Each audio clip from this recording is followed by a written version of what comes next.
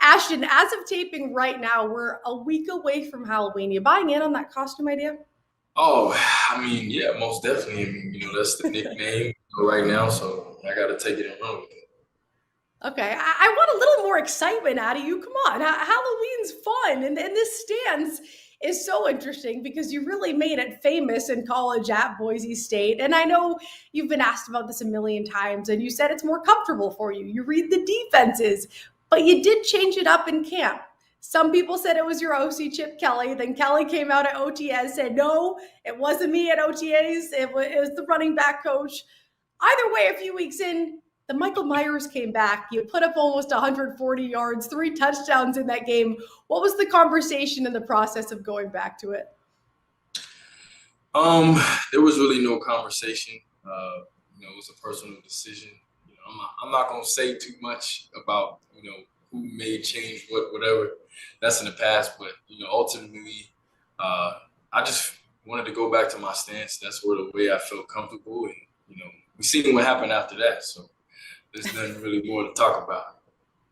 What's understood doesn't have to be said, I believe, is a saying. And it's tough as a rookie entering the league. We'll talk about the flack that every rookie with high expectations gets. But your team specifically as a franchise has struggled over the last few years. And I know you've been vocal about saying, yes, we've been stuck. We've been losing. Former Raider Derek Carr was very vocal in his response to that. Maybe you saw it, maybe you didn't. He said you have to be one of the culture setters to turn this around. Of course, you're a rookie. That's a lot of pressure. Are you wanting to take that responsibility on? Yeah, I fully take some of that responsibility. It's not all on me. There's a lot of other people and things that contribute to that, but definitely to be one of the people a part of that, I definitely do. And I take pride in being a leader and try to make things better, bring others along, and all I can really continue to do is be an example and control the things that I can control, and I know other people follow and get behind that.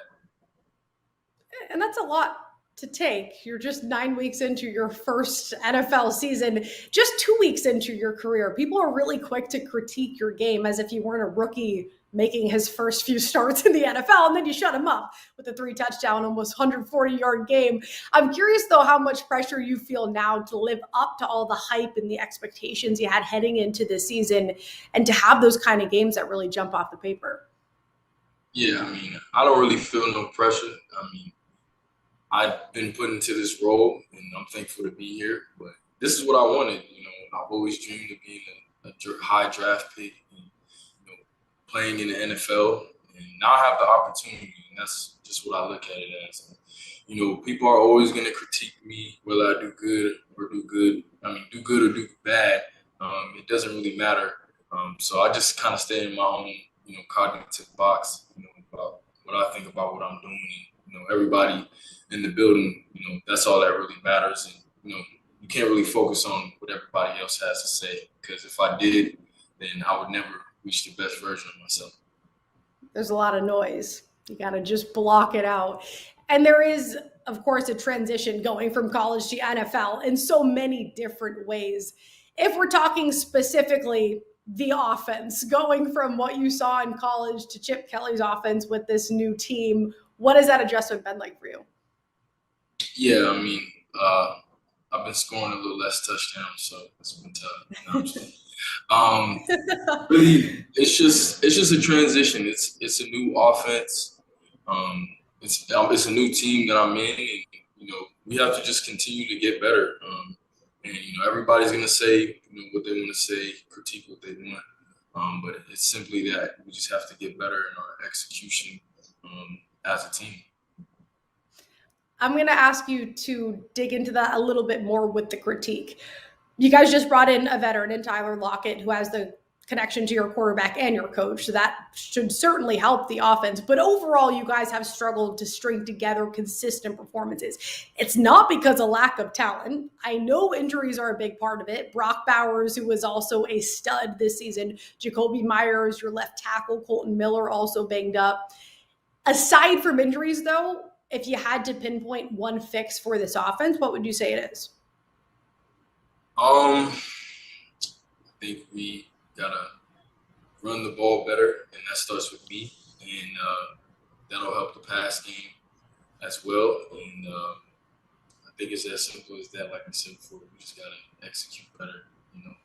It can be one block away at some points, one catch away, and it'll happen. It's gonna come.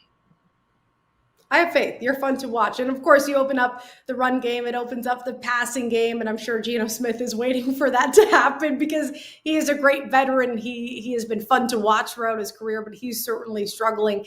I want to get off the field a little bit here, though. Talking non-football lessons, you have a veteran quarterback, you have another veteran coming in now in Tyler Lockett, some other veterans on the team. What have you learned non-football wise in your first few weeks into the NFL? I think most importantly, to make sure everything you have off the field is taken care of.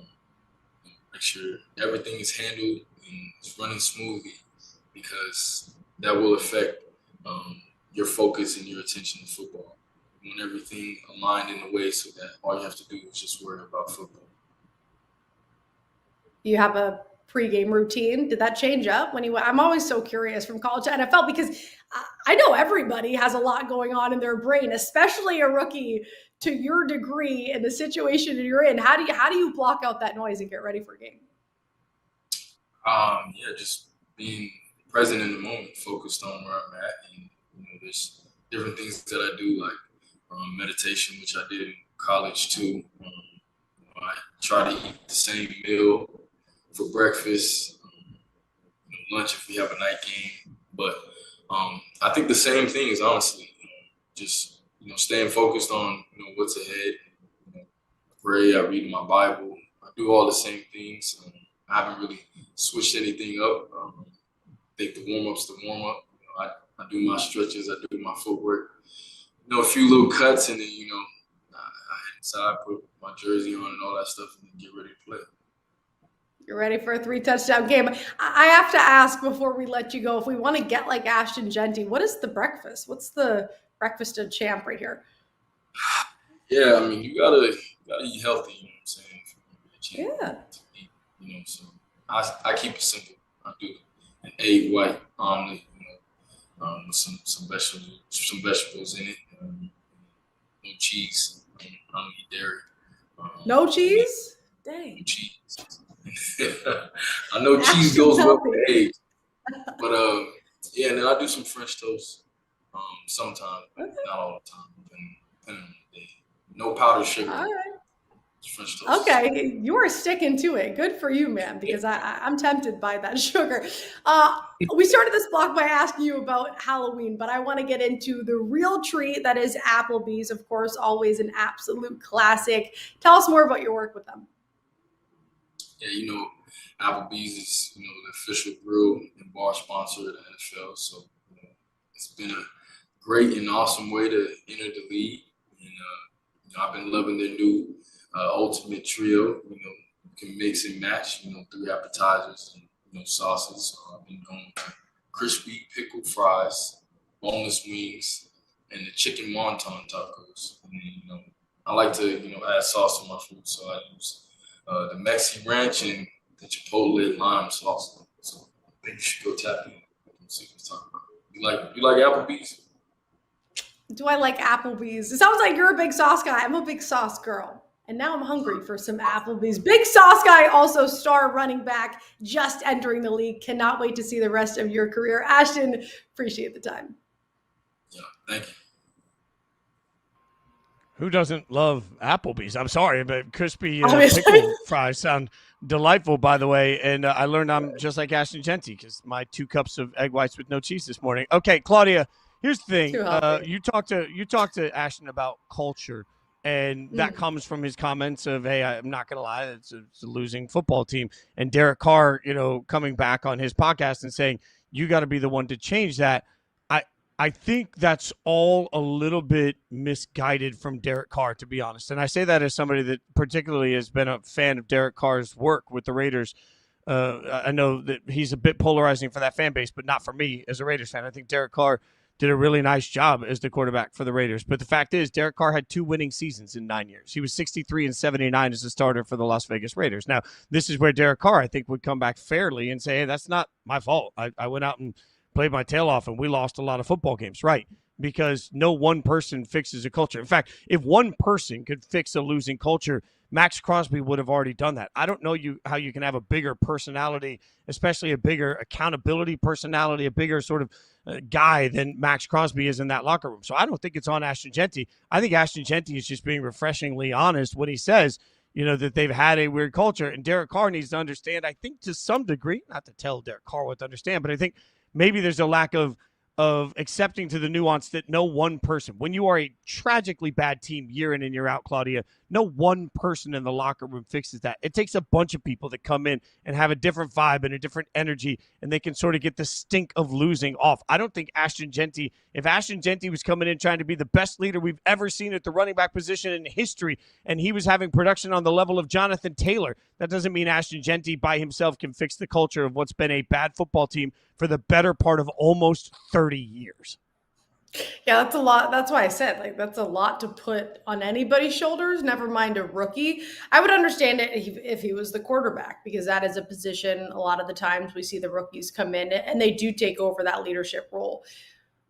But he's a running back, like you said, on a team where he's not necessarily getting a bunch of opportunity to have these massive games because they're playing from behind, so you can't really run the ball every single game. And to say that it's on him and that he should be the culture changer, I think honestly is unfair. I didn't say that to him, but thinking about it now, it is unfair because he did get a ton of flack the first few weeks. All the analysts and the scout people saying he's not as explosive as we thought he was. I heard people saying he's going to be a bust after 2 weeks into the season. And so on top of that, to say, yeah, you also have to turn this franchise around that hasn't had any luck over the last few years. It's not fair. Yeah, I think at some point, if we're being honest, somebody, reports or Chip Kelly, tried to change his stance, which made absolutely no sense. He started slow, but he was getting hit behind the line of scrimmage at a rate that no other running back in the NFL was dealing with because the offensive line has played like trash. And through that entire process, he never came out and said, man, I'm being failed. He just came out and was honest about the fact that, hey, it's going to take a minute to turn things around. And suddenly, the Raiders are trying to screw up Ashton Jeanty desperately. And instead of anybody turning around and giving that credit, you got a former quarterback for the team turning around and saying, well, you got to be the one to change the culture. How?